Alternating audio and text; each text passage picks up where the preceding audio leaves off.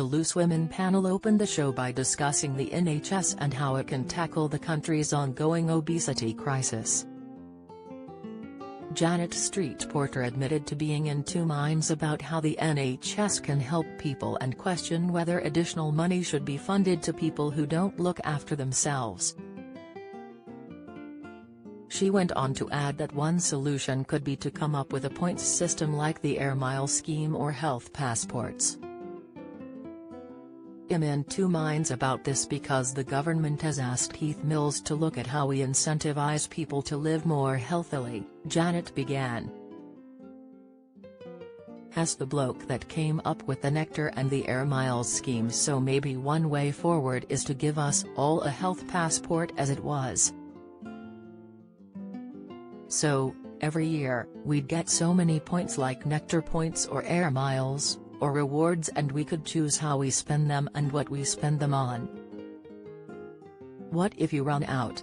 Ruth Langsford asked before Janet replied, well, if you run out, you're not going to be able to get IVF or gastric bands or that cosmetic surgery. There are a lot of procedures that the NHS fund that some people might say, well, that's an option. Ruth went on to point out, there's a health survey and out of all these people quizzed, 85% said, for example, alcoholics should have to pay for their own treatment, including their rehab. But then I think I understand a little bit why people think that's self-inflicted, but sometimes that's a mental illness. They already don't perform operations on people who are seriously overweight as it is, Janet added.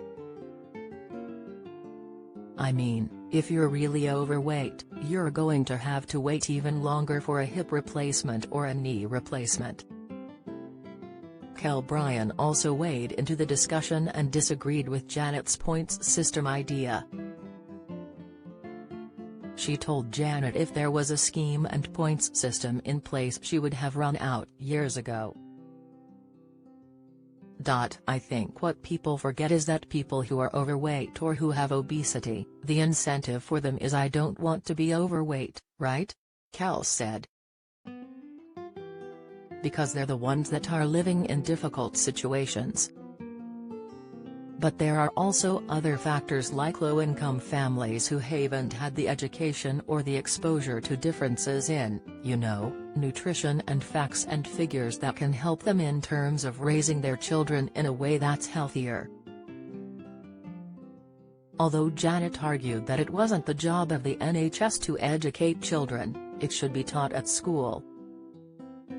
Janet's comments sparked outrage with some viewers, and many took to social media to share their thoughts.